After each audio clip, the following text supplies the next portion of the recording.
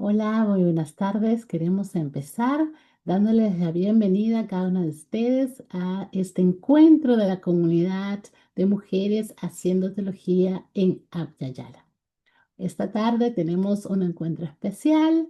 Tenemos como invitada a la teóloga cubana, la doctora Elena Vázquez. Ella nos va a compartir su caminar teológico, sus compromisos, sus desafíos, también sus publicaciones, que es importante también conocer lo que ella viene haciendo. Es cubana y actualmente vive en Guatemala. Así que un gusto, bienvenida nuevamente a todas y les presento a Elena Vázquez. Ella posee una licenciatura en teología por el Seminario Teológico Centroamericano, dos maestrías, una en teología y la otra en educación. Obtuvo el grado de doctora en ministerios en el Dallas Theological Seminary en los Estados Unidos y actualmente es candidata doctoral a un doctorado en teología por la Northwest Universidad Nazarena. Su quehacer teológico incluye una reflexión comprometida con la teología negra, desde la cual aborda su identidad, su dignidad, la justicia y la fe. Así que bienvenida a Elena y espero que este tiempo, los próximos minutos, vamos a prestar atención y a escucharte. Gracias. Entonces, nos criamos con una madre, por eso le compartía, muy fuerte en la fe. Así nos formó, así nos fuimos viviendo los años 90 en Cuba de una gran escasez y una gran necesidad. Pero mi madre siempre nos enseñó a seguir sirviendo a Dios, ir a la iglesia sin tener comida en el estómago, con hambre, y estar en el servicio cantando, alabando a Dios y llegar a la noche a la casa y Dios había provisto bananos, platanitos. Entonces fue muy difícil esa época, pero en esa época de escasez, en esa época de una crisis tan grande en el país, en los años 90, conocí a Dios de una manera más personal, porque antes era el Dios de mamá, era lo que mamá nos había enseñado de Dios.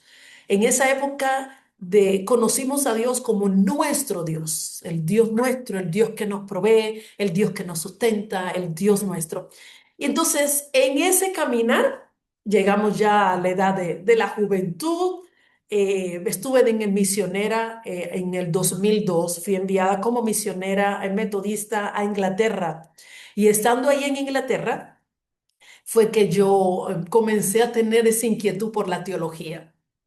Empecé a visitar, me llevaron a seminarios a compartir. El propósito del viaje a Inglaterra fue establecer alianzas entre la Iglesia Metodista cubana y la Iglesia Metodista inglesa y establecer esa relación. Entonces yo iba predicando, predicaba en varias iglesias de Inglaterra, en varios estados estuve.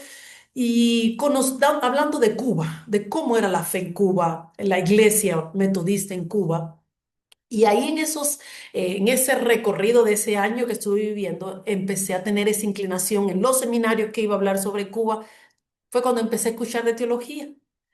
Regreso a Cuba y cuando regreso a Cuba yo digo, yo quiero estudiar teología, pero yo me voy a Inglaterra y ya yo en el año 99 yo trabajaba como coordinadora de voluntarios en misión, que es una organización que lleva misioneros de corto tiempo a las construcciones, en este caso en Cuba. No es permitido construir nuevas iglesias, entonces las iglesias antiguas, los estadounidenses que yo atendía, empezamos a construir, a reparar estas iglesias.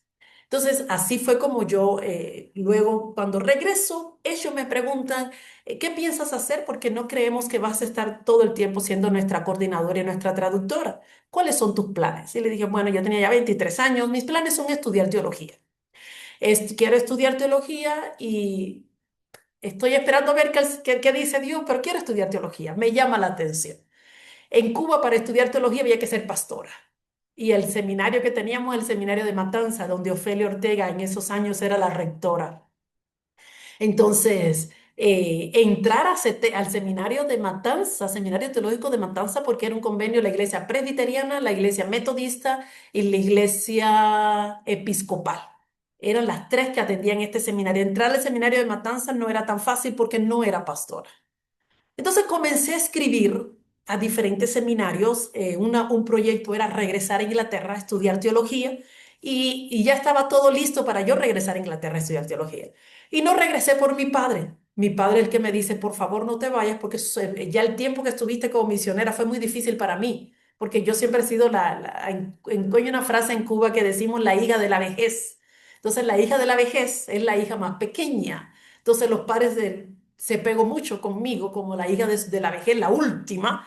Entonces no me fui a Inglaterra y empecé a ver dónde el Señor abría puertas y se abrió la puerta aquí en Guatemala. Y así fue como llegué aquí a Guatemala en el 2005. Llegué a estudiar teología. Uno de los choques más grandes que tuve al llegar acá fue entrar en un salón de clase y escuchar a los hombres hablar que las mujeres no podían predicar y que las mujeres, hombres suramericanos, centroamericanos, dialogando sobre qué la mujer podía hacer y qué no podía hacer en las clases. Y para mí fue un choque muy fuerte porque nunca había escuchado esas conversaciones. Nací en un hogar donde, y en una iglesia, que mi iglesia en Cuba era ya en los años 90 éramos 60 miembros, con el avivamiento que tuvimos de 9 jóvenes que nos reuníamos a orar, a clamar a Dios, tuvimos una visitación del Espíritu Santo, en nuestras vidas cambió, vivimos un Pentecostés y esa iglesia de 60 miembros se convirtió en iglesia de 3.500 miembros. Entonces, en esa iglesia de 3.500 miembros, yo predicaba, siendo una joven de 22 años. Entonces, llegar a que me digan, la mujer no predica, yo, ¿y dónde yo estoy? No hay lógica. ¿Cómo que hay algo que la mujer no puede hacer? La mujer puede hacer de todo. Entonces, esa fue uno de mis primeros choques en Centroamérica. Y de ahí seguí en mis estudios, terminé los estudios, siempre tuve mis conversaciones en pasillo, pero a CETECA vine bajo condiciones. CETECA me aceptó como estudiante cuando yo tuve que firmar un documento en el cual decía, porque una de las preguntas para admisiones era cuál era mi postura en cuanto al Espíritu Santo y los dones vigentes, no vigentes. Y yo respondí que para mí estaban vigentes. Y así me han enseñado, los dones siguen vigentes, Dios sigue hablando, Dios se sigue mostrando, Dios sigue sanando, sigue haciendo todo. Entonces CETECA me responde en admisión y me dice, te aceptamos con una condición, que no puedas compartir tus enseñanzas sobre vigencia de dones ni nada del carisma, del nada del Espíritu Santo, no lo puedes compartir en un salón de clase, no lo puedes compartir con tus compañeros, eso es algo tuyo, tu experiencia, pero nosotros aquí no somos en esa línea. Entonces yo firmé, lo comparto, no hay problema, yo voy a estudiar, pero es imposible no compartir lo que se ha vivido. Entonces, de una manera u otra teníamos esas conversaciones en el internado y querían saber un poco más y qué era y todo. Entonces se fue abriendo y CETECA con los años fue cambiando. No es nada al CETECA que yo conocí hace 20 años. Entonces, aquí en CETECA, en un salón de clase, fue cuando yo escuché sobre la teología negra, en el 2008 llevando una clase de teología contemporánea. Ahí fue donde escuché sobre la teología negra, escuché sobre Gen Con y yo dije, ¿qué es esto? Hay una teología que me puede identificar a mí. Porque en Cuba, aunque se dice que no hay racismo, sí hay un racismo. Hay un racismo y una estructura de racismo solapado. Entonces, de niña, fue en esas épocas que yo recuerdo de que, eres negra, pero no eres tan negra. Eres negra, pero eres color café. Entonces, esas cosas yo las iba recibiendo. Entonces, había varias factores. Número uno, eres cristiana. El ser cristiano en esos años en Cuba, de mi niñez, no piensan, no razonan porque están creyendo en algo que no existe, porque no necesitamos a Dios. Tenemos a Fidel, que a Fidel nos da todo. Entonces, de pequeña viví la discriminación en el salón de clase por ser cristiana. A las iglesias se les tiraba huevos. De los cristianos siempre se burlaban. ¿Cómo yo de niña podía vivir en esta tensión? Y en mi madre jugó un papel muy importante, porque ella nos decía, Dios las ama, su padre las ama, yo las amo, no importa lo que diga el mundo, no importa lo que diga su maestra. Entonces, así nos crió con él, nos fue criando con esa fortaleza que aunque teníamos ese frente en la escuela pública de la discriminación, mi madre siempre nos decía, no importa lo que la maestra piense, no importa si un compañero no está de acuerdo, usted es amada por Dios, es amada por su familia, no importa lo que los demás digan. Entonces, eso nos ayudó. Pero ¿cómo hablar de Dios? ¿Cómo escribir en la creación cuando una pregunta nos dice que salimos del mono? Y le decía, mamá, ¿cómo yo voy a responder en este examen? Cuando es comunismo. Y mi madre decía, usted va a escribir, la maestra dijo en clase y ahí está. No es lo que tú crees, es lo que la maestra dijo en clase. Entonces, así nos fuimos formando. Entonces, fue un rol muy importante de mi mamá el poder criarnos en un sistema comunista que nos dice que Dios no existe, que ustedes son tontas, aunque sean inteligentes en sus notas, porque creen en algo que no existe. Y así nos fue formando esa niñez, esa adolescencia, esa juventud. Y entonces llego a Ceteca ya con esa coraza de que, ¿qué me importa lo que tú pienses? Yo sé lo que dice Dios de mí y de mi identidad. Entonces, al llegar en este entorno, yo dije, me ayudó. Y así fui creciendo en la teología. Fui conociendo a Cone, me enamoré de los libros y dije, hay una teología que me realza que no necesito tener un pelo diferente para tener valor. Ahora entiendo un poco más lo de mi madre, orgulloso de mi negritud, ¿verdad? De quién soy.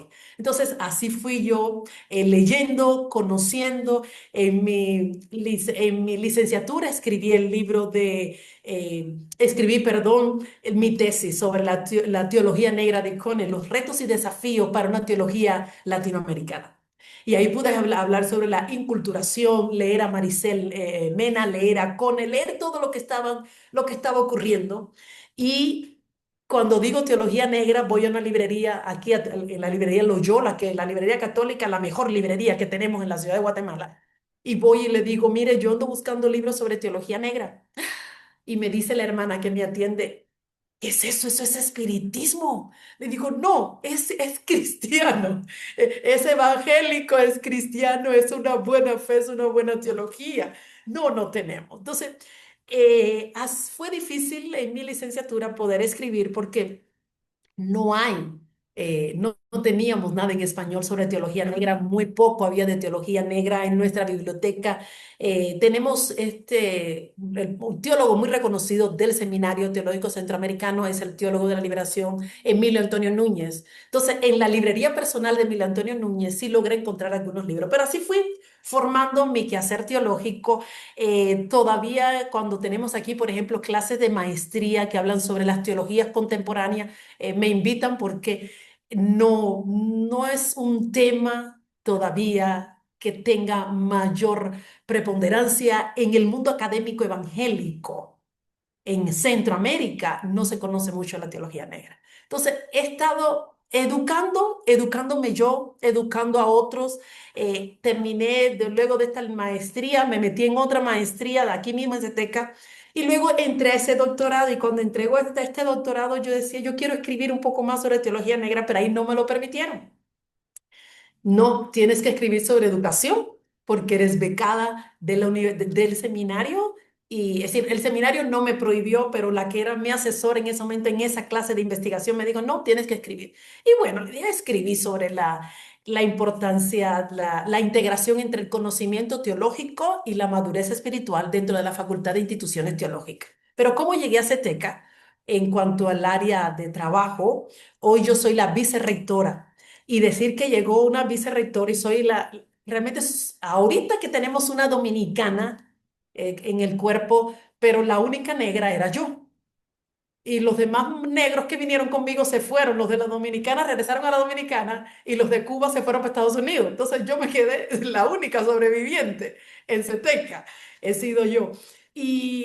Pero ahora, para muchos, y escucho a teólogas que han dicho que para ellas ha sido una puntos a favor, ¿verdad? El ser blancas, en el quehacer teológico, pero en mi experiencia por estar en un país que sí tenemos negros, pero los negros están en sectores de las costas de Guatemala. Entonces, aquí ahora mismo tenemos un evento que es el Congreso Latinoamericano de Traducción y Uso de la Biblia. Entonces, ahora, cuando yo estoy en este congreso, yo busco a todos los morenos que yo me encuentro y hablo con ellos. Y de Jamaica, aquí tengo de Jamaica, de Guinea Ecuatorial, de Kenia y de Brasil, porque digo, encontré a mi gente. Y no es que no sean mi gente, mis colegas, son mi gente es igual, pero en el quehacer teológico, y es lo que yo he estado enseñando, nos acercamos a Dios de una manera diferente.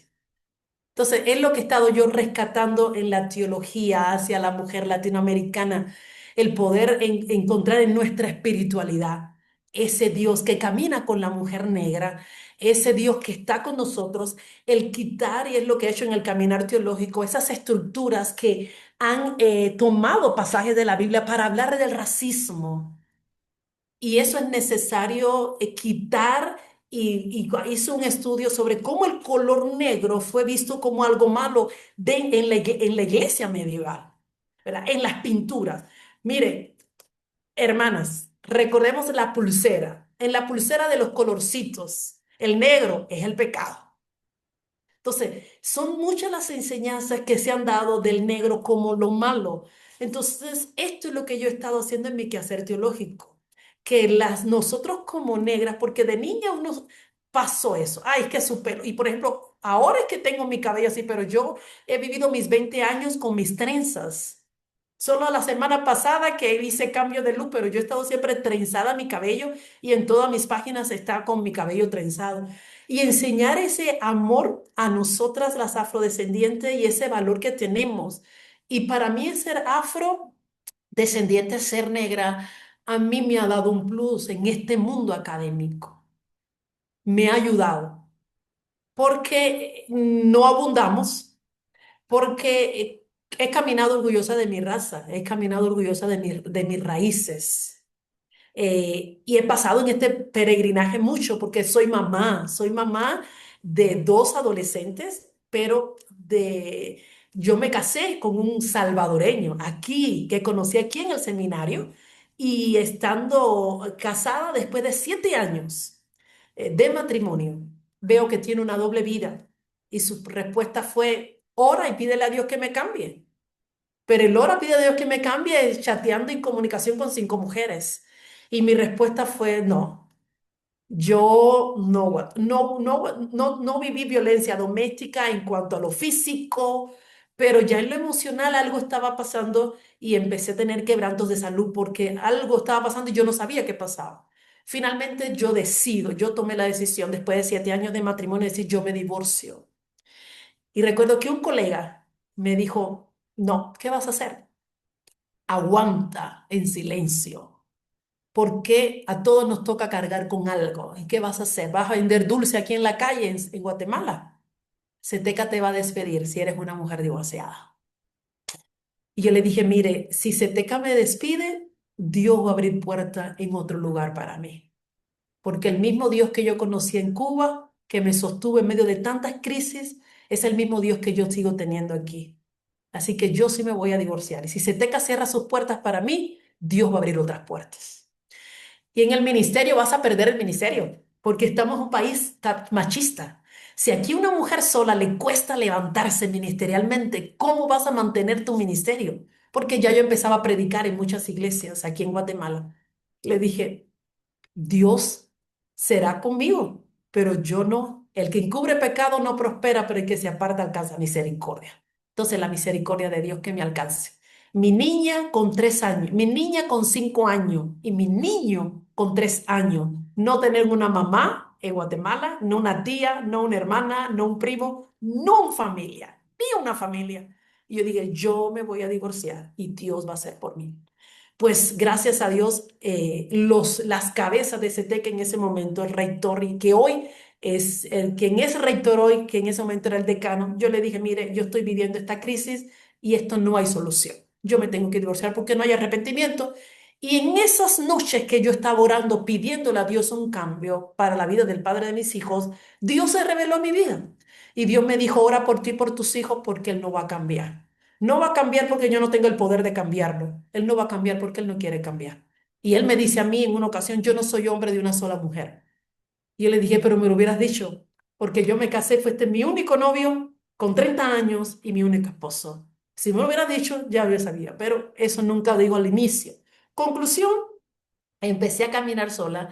CTK me dijo, no podemos despedirte, aunque en ese momento yo era directora de los programas de licenciatura y a nivel de grado. No te podemos despedir porque sería una injusticia de la providencia de Dios en esos años, tanto el rey, que era rector, un argentino, y el decano, que es un estadounidense y que hoy es el rector, habían estado en Cuba, habían estado en la sala de mi casa y me dijeron, conocimos a tu mamá, conocimos a tu papá. Sabemos dónde te formaron, dónde te criaron, la mujer de fe que es tu madre y mi padre ya era creyente en ese momento. No.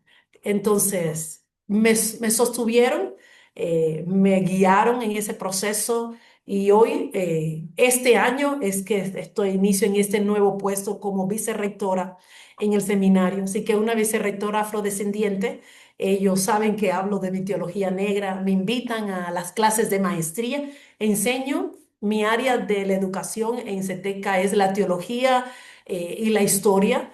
Enseño historia de la Iglesia uno 2 historia de la Iglesia en América Latina y catolicismo romano a los estudiantes de cuarto año. Y el Señor me ha permitido escribir libros para mujeres. He escrito 5 libros. El último libro se llama Mujer y Ministerio, una teología bíblica a favor del ministerio de la mujer.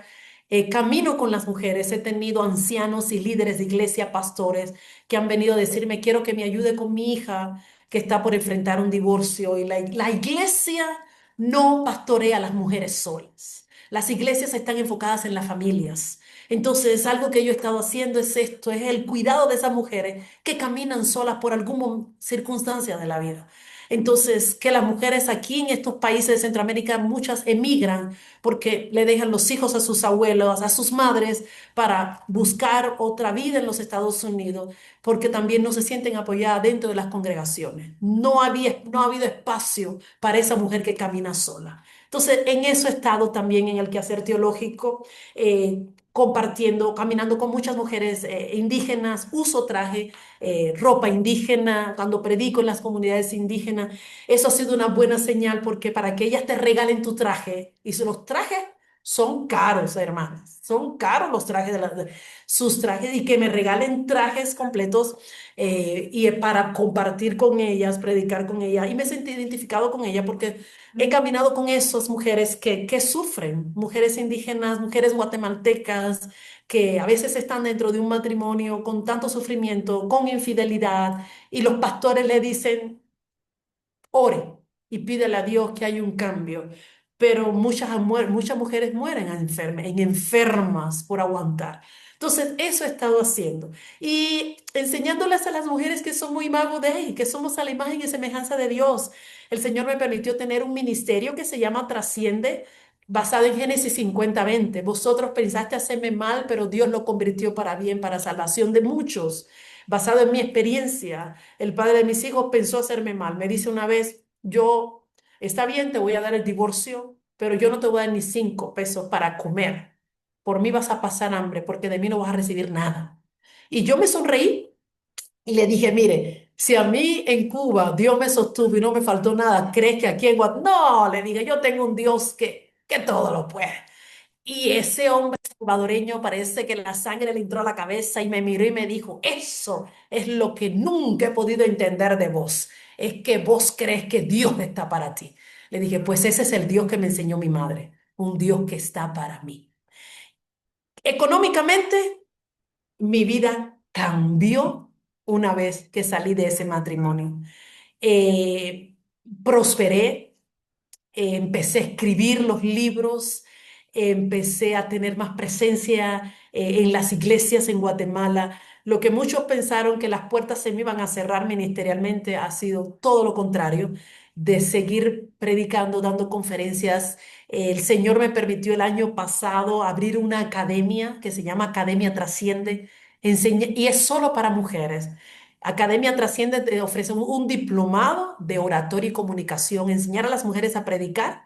Y este año abrimos un diplomado de teología práctica para las mujeres. Y hermanas, es hermoso que las mujeres digan, yo soy a la imagen de Dios. Poder ellas, mire, en la clase pasada, ayer tuvimos nuestra segunda clase de este diplomado, el miércoles de la semana pasada, una mujer llorando. Yo soy de una comunidad muy patriarcal. Mi padre nos enseñó que no tenemos que estudiar, porque lo único que venimos a esta tierra es atender a un hombre, que no tenemos que prepararnos para nada.